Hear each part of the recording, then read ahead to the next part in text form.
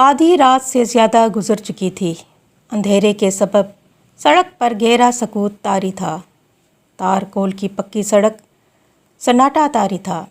सड़क के दोनों तरफ दूर दूर तक एक तवील मैदानी सिलसिला था, जिसमें खुरदुरू झाड़ियाँ और पौधे कसरत से उगे हुए थे। ये तवील मैदानी सिलसिला जा बजा ऊंचे नीचे टेलों पर मुश्तमिल था। चार सू गंभीर सन्नाटे का राज था। ऐसे में एक कार की तेज़ रोशनी उभरी। उसने सन्नाटे के एहसास को मजरू कर दिया। कार में दो लोग सवार थे, एक लड़का और एक लड़की। लड़के की उम्र 26 साल के आसपास, जबकि लड़की की उम्र 24 साल थी। लड़की ने दुल्हन का जोड़ा ज़ेब तन कर रखा था और वो फुल मेकअप में थी। साफ लग रहा था कि वो अपनी शादी छोड़कर भागी है। हमने घर से भागकर कोई गलती तो नहीं की? लड़की ने मुस्कुराकर लड़के से कहा।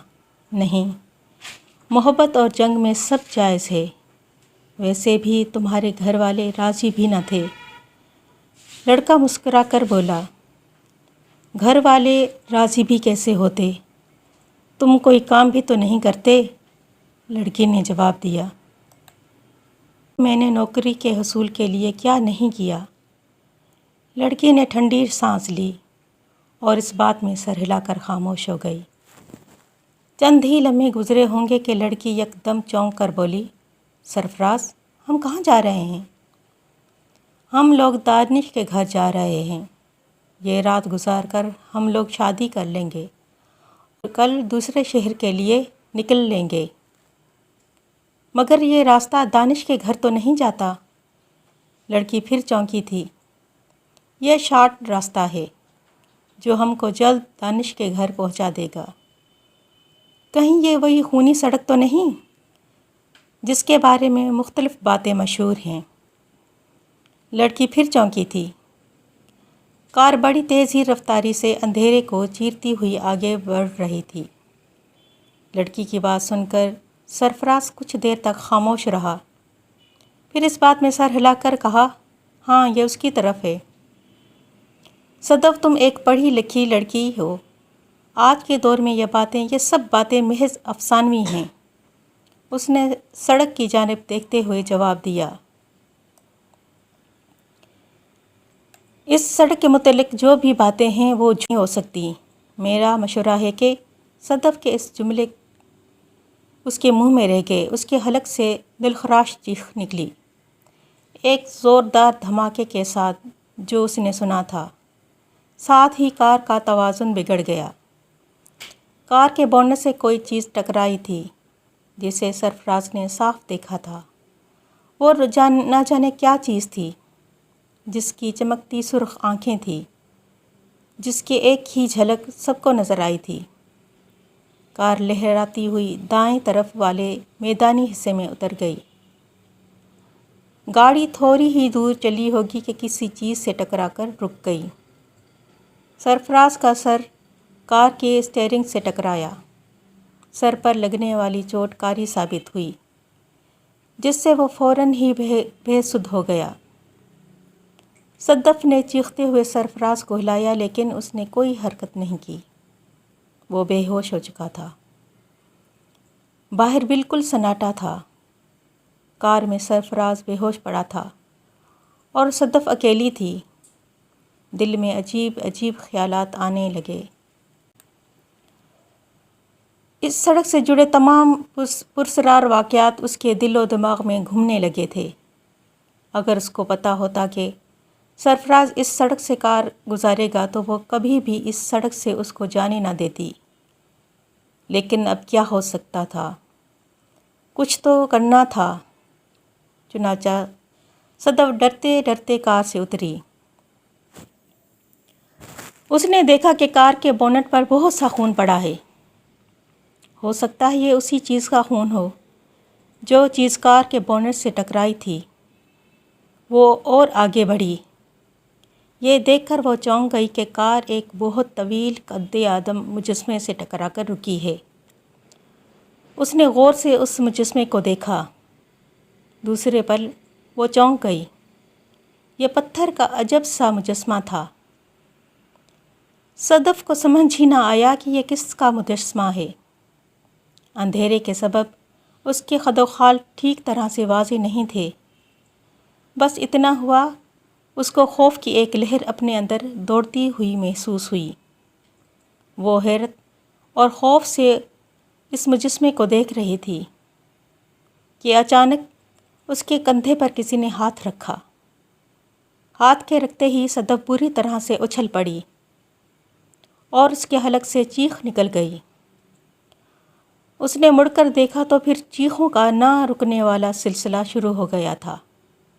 اس نے جس کو دیکھا وہ بہت ہی خوفناک تھا۔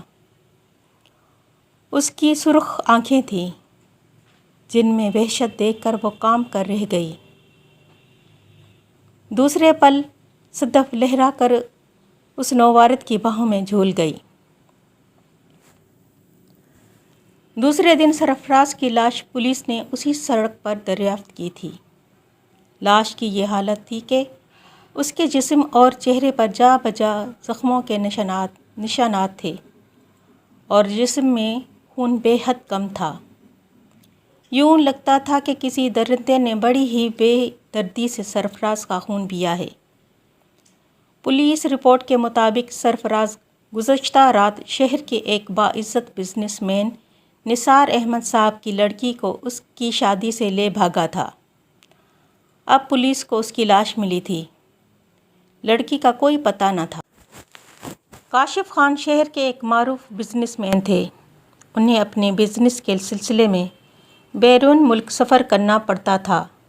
چند سال پہلے تک کاشف اتنا کامیاب کاروباری نہ تھا، بس چھوٹا موٹا سا کاروبار تھا جس کو چلانے کے لیے بے حد پاپڑ بیلنے پڑتے تھے، لیکن اس کی محنت اور لگن نے اس کے کاروبار کو 10 سال میں بلندی اور عروج بام عطا کیا تھا۔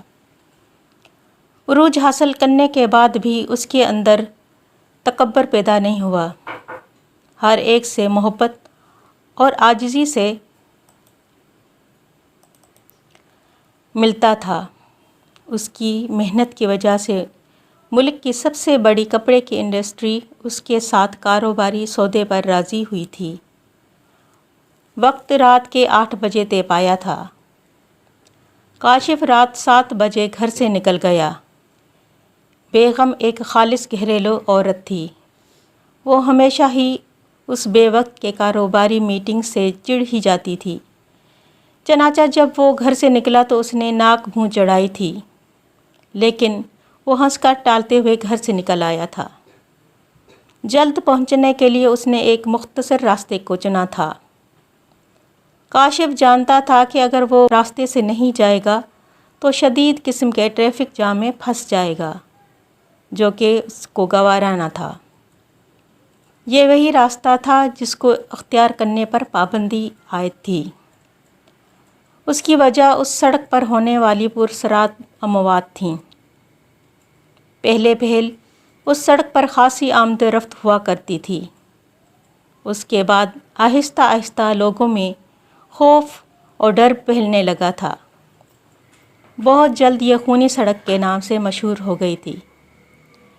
اس کی وجہ لوگوں کی لاشیں تھیں جو اس سڑک سے ملا کرتی تھیں۔ وہ لاشیں بربریت اور وحشت کا اعلیٰ نمونہ ہوا کرتی تھیں۔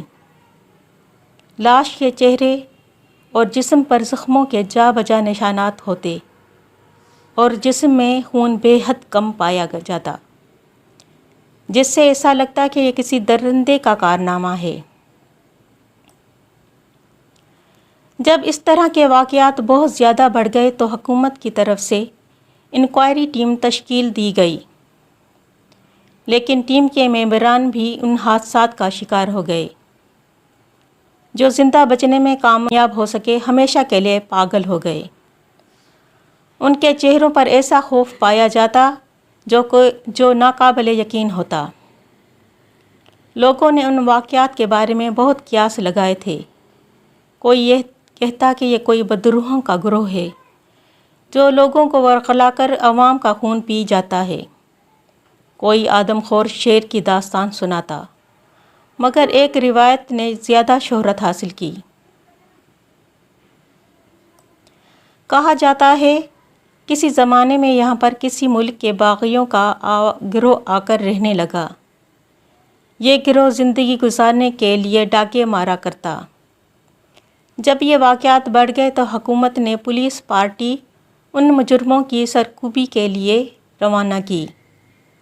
ڈاکو تو محفوظ رہے مگر پولیس والے کبھی واپس نہ آ سکے۔ اس کے بعد حکومت کوئی اور ٹھوس اقدام اٹھاتی، ملک میں طاعون کی وبا پھیلی، جس سے پورا ملک شدید متاثر ہوا۔ طاعون اس علاقے میں پھیلا چونکہ یہ لوگ مطلوب تھے، اس لیے ان کی کوئی مدد نہ کی گئی، جس کی وجہ سے یہ پورا قبیلہ وبا کا شکار ہو کر مارا گیا۔ اس کے بعد لوگ یہ سمجھے کہ ان مجرموں کی بدروحیں اس علاقے میں لوگوں کو مارتی پھرتی ہیں۔ چنانچہ حکومتی اقدامات کا کوئی ٹھوس فائدہ نہ ہونے کی وجہ سے اس سڑک پر آنے جانے پر پابندی لگا دی گئی اور اس سڑک کو حادثاتی مقام قرار دے کر بند کر دیا گیا۔ لیکن پھر بھی بہت سے منچلے چلے جاتے اور پھر کبھی واپس نہ آتے۔ ان کی لاشیں اس حالت میں ملتی جو کہ وحشت اور بربریت کا نمونہ ہوتی۔ کاشف بڑے ہی پرسکون انداز میں کار چلاتا ہوا آگے بڑھتا جا رہا تھا۔ دل ہی دل میں وہ ان لوگوں کی توہم پرستی پر کہکے لگا رہا تھا جو کہ اس سڑک کو آج سے بھی گردانتے تھے۔ ابھی تک اس کے ساتھ ایسی کوئی واردات نہیں ہوئی تھی جو غیر معمولی ہو۔ سڑک کے دونوں اطراف میدانی سلسلہ تھا جس میں خوردرو پودے، جھاڑیاں اور اونچے نیچے ٹیلے وافر تعداد میں موجود تھے۔ کاشف کو کار چلاتے ہوئے 10 منٹ سے زیادہ عرصہ گزر چکا تھا مگر سڑک ختم ہونے کا نام ہی نہیں لے رہی تھی۔ سڑک تو شیطان کی آنکھ کی طرح لمبی ہی ہوتی جا رہی تھی۔ وہ سوچ میں پڑ گیا۔ اس کے اندازے کے مطابق فاصلہ اتنا زیادہ نہ تھا۔ زیادہ سے زیادہ 15 منٹ کے بعد اس مین روڈ پر ہونا چاہیے تھا جہاں سے ہوٹل اسی ایگل کا راستہ شروع ہوتا تھا۔ اچانک اس کی نظر فیول میٹر پر پڑی۔ فیول کا نشان بتانے والی سوئی زیرو کی جانب اشارہ کر رہی تھی، مطلب پیٹرول بھی ختم ہونے والا تھا۔ اب شدید قسم کی پریشانی کاشف کے چہرے پر نظر آنے لگی۔ ملاقات کا وقت بھی شروع ہوا جاتا تھا۔ اچانک کار نے جھٹکے لینے شروع کر دیے۔ چند لمحوں کے بعد کار لہراتی ہوئی سڑک کے دائیں طرف کچے میں اتر گئی۔ کار کا فیول میٹر زیرو کی ریڈنگ شو کر رہا تھا اور کار رک چکی تھی۔ او خدا، اب کیا ہوگا؟ کاشف کار سے نکل کر بڑبڑایا۔ اس نے گھڑی دیکھی تو رات کے 10 بج رہے تھے۔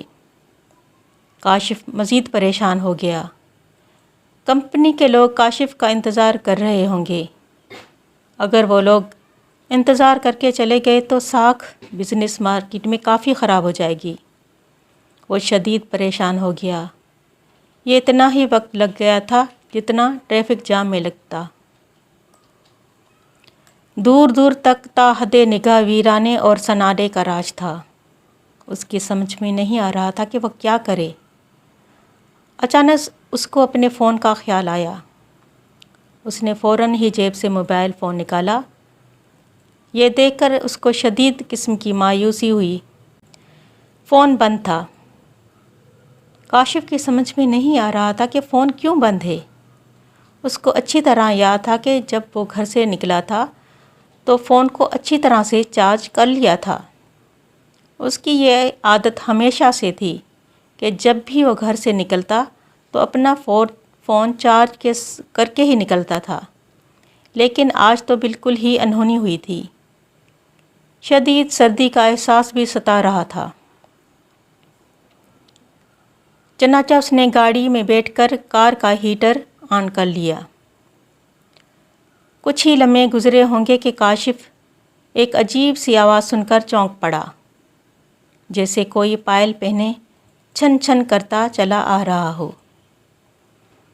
کاشف کار سے باہر نکل آیا۔ جیسے ہی وہ گاڑی سے باہر نکلا، دور دور تک سناٹے اور خاموشی کا راج تھا، لیکن پائل کی آواز برابر اس کے کانوں کو سنائی دے رہی تھی۔ خوف کا احساس اس کے دل میں سرایت کرنے لگا۔ ویرانے اور سناٹے میں پائل کی آواز اچھے خاصے لوگوں کا خون خشک کرنے کے لیے کافی تھی۔ کاشف کو ساری پراسرار کہانیاں یاد آنے لگیں جو کہ اس سڑک سے منسوب تھیں۔ وہ ادھر ادھر دیکھ ہی رہا تھا کہ اچانک اس کو دور سے روشنی اپنی طرف آتی نظر آئی۔ اس نے غور سے دیکھا تو کوئی انسانی ہاتھ لالٹین لیے چلا آ رہا ہے۔ جیسے ہی نوبارد قریب آیا، یہ دیکھ کر وہ حیران ہو گیا۔ وہ ایک لڑکی تھی جو کہ دیکھنے میں دیہاتی معلوم ہوتی تھی۔ اس لڑکی نے گھاگھرا چولی زیب تن کیا رکھا تھا، جو کہ بیشتر اس علاقے کے بنجارے پہنا کرتے تھے۔ اس لڑکی نے خالص دیہاتی لہجے میں کاشف کو مخاطب کیا۔ بابو، کیا ہوا؟ گاڑی خراب ہو گئی ہے؟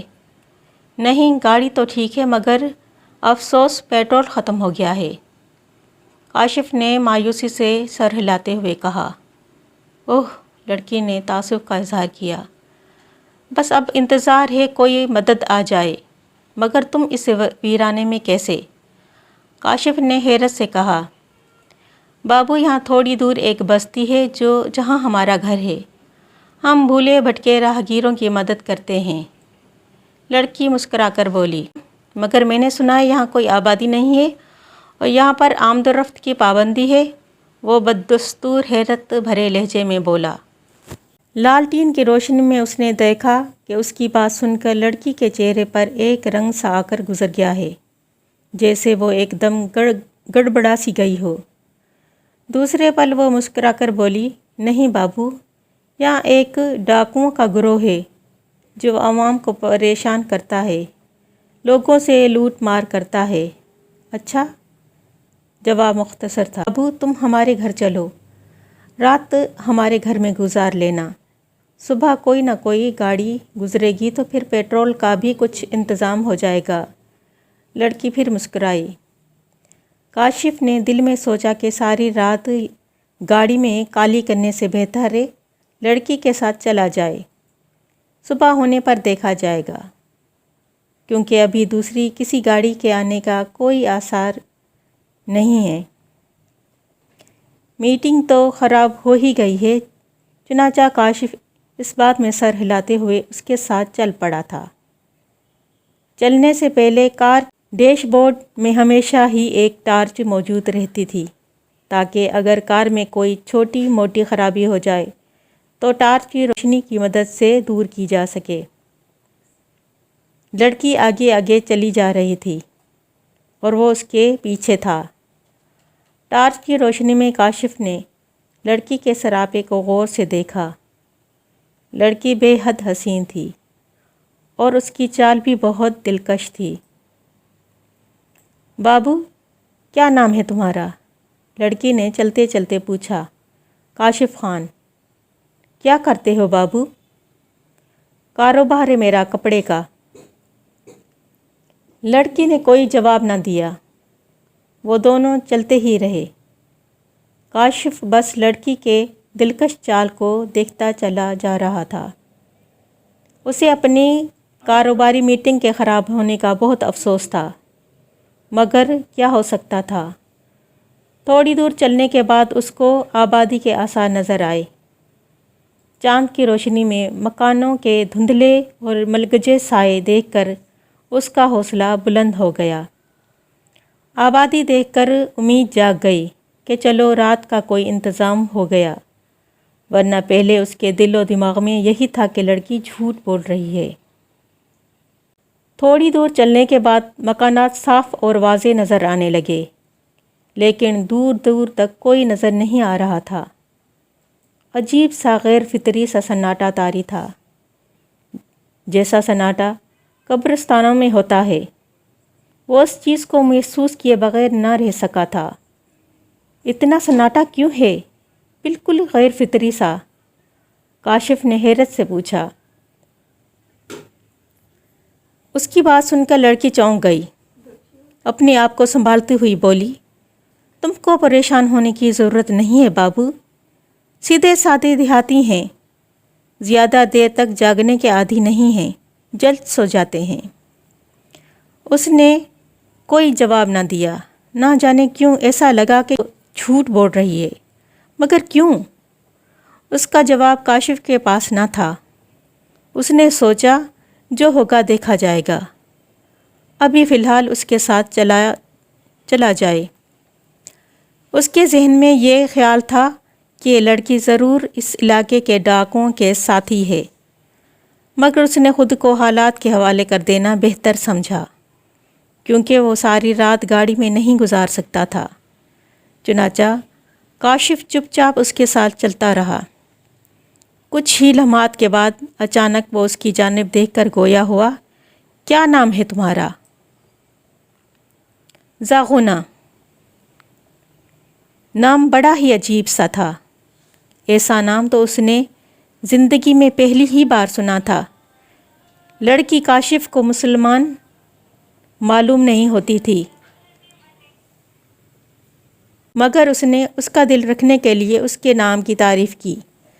بہت خوبصورت نام ہے، جو کہ تم پر بہت جچ رہا ہے۔ اپنی تعریف پر کاشف نے اس کے ہونٹوں پر مسکراہٹ دیکھی۔ اس کی مسکراہٹ کاشف کو سپاٹ اور کھوکھلی لگی، بالکل غیر فطری، زندگی کے ہر احساس سے عاری۔ کاشف کوشش کے باوجود بھی اس میں زندگی تلاش نہ کر سکا۔